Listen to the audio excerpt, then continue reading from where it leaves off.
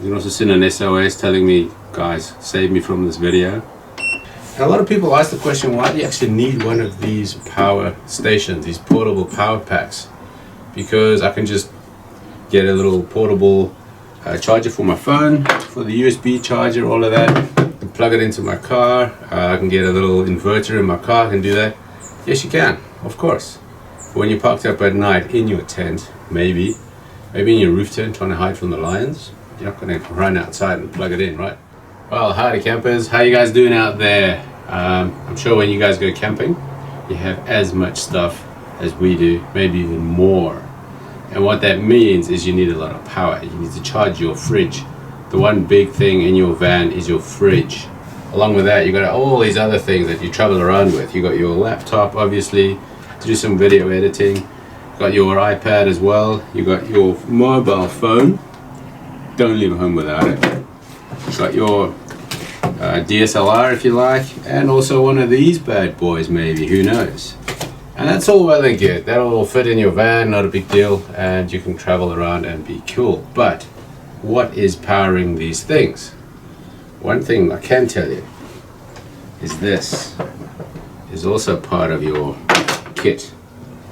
And this. And this. So it doesn't look all slick and everything's all there and working very well. You've got a lot of other cables and stuff lying around. And that's all well and good, but how are you going to load this stuff? How are you going to charge this? Where is this going to plug into? A really long extension cable? No. Let's have another look at something new here. We've already done one of these videos. I'll put the link up here or in the description below, which is a pretty good piece of kit. Now we've leveled up a little bit, and I'll tell you why in a second. This here is a Fossibot 800. Did I say that right? Something like that. Strange name. Pretty cool little unit. It's not too heavy. It's about 700 centigrams. How does that work? It's about 7 kilos this. It's about the same size as the other one. There's a big major difference. And you can maybe see it on the back if you zoom in well enough. 800 watts. This is quite a nice little unit. I'll do the side and we'll flip around the other side.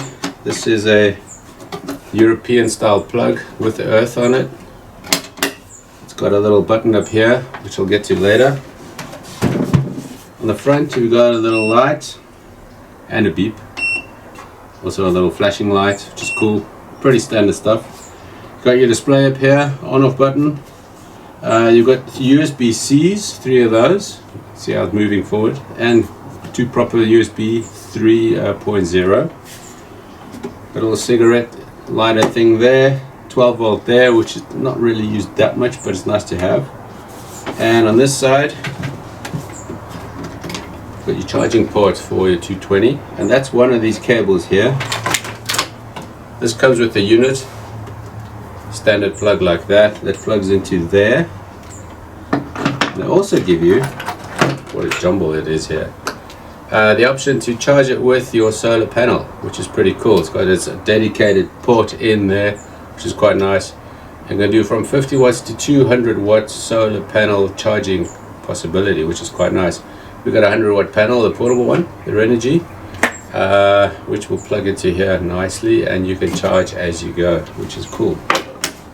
It's 512 watt hours, which is pretty cool. And what I do like on the charging cable, 400 watts charging, which means you charge this thing in about under an hour, which is a big change to what used to be the case. It's obviously lithium, which means it's light enough, but it's quite substantial, which is nice, which means it's nicely built. It's quite tough. On the front we have our screen, which is quite cool. It gives you the options of the AC, the DC, the USB. What I really like is that it gives you the amount of watts being used, which is quite nice. Nice carry handle here. I've opted for one like this. It's quite handy. It's not like 2 of these that you have to fold up. This one's already in there and it's pretty sturdy. What we're going to do now is actually have a look at if it really works, or is it just a nice big paperweight. So let's plug in some things, see how much wattage they use. Right, so I hope this is clear enough for you here. It says we've got 94% battery capacity at the moment, which means 30 hours. I'm not sure what that means in real life terms. The input an amount of watts and the output. So what we can do here is plug in our fridge, which is the main big difference, because the other one at 300 watts doesn't have enough peak power to pull a fridge, because the fridge, this one, as we'll see, pulls quite a lot of power when it starts up, and then it comes right back down to 50 or 60 watts.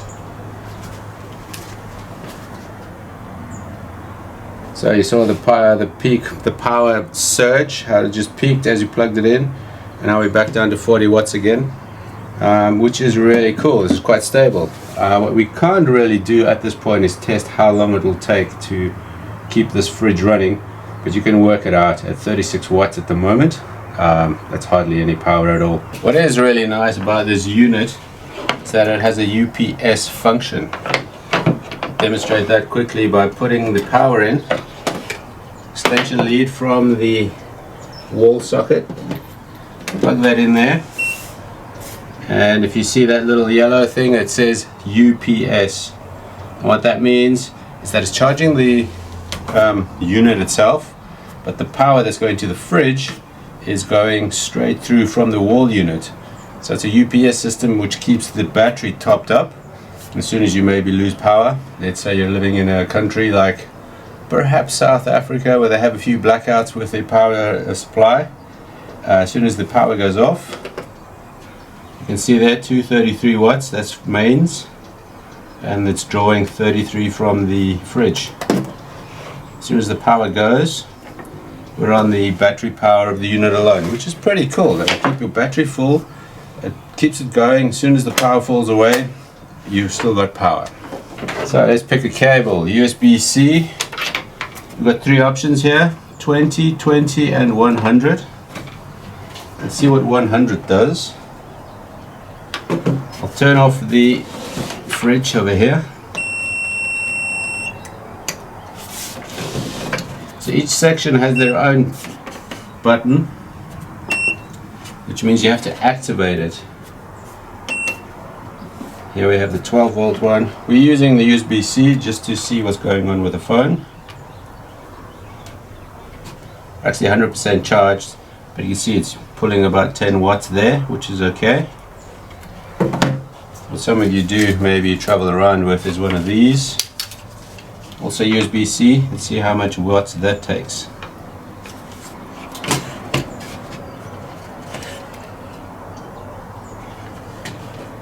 So there's your charging state, which is pretty cool. Let's see what a normal USB connector here. The USB-C, plug in your iPad. You can see the draw coming up there. A lot of you still traveling around with one of these. It's got its own little battery charger. Let's see what this does. I have to switch it on here at the side. There you can see AC. Charging this now, drawing 24 watts total, which is like nothing. So that's all good. What we can do is unplug these and the drone.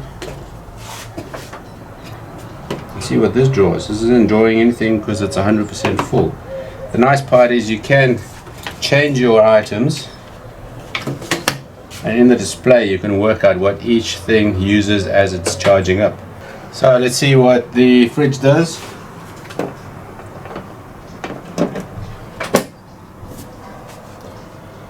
Peak draw there.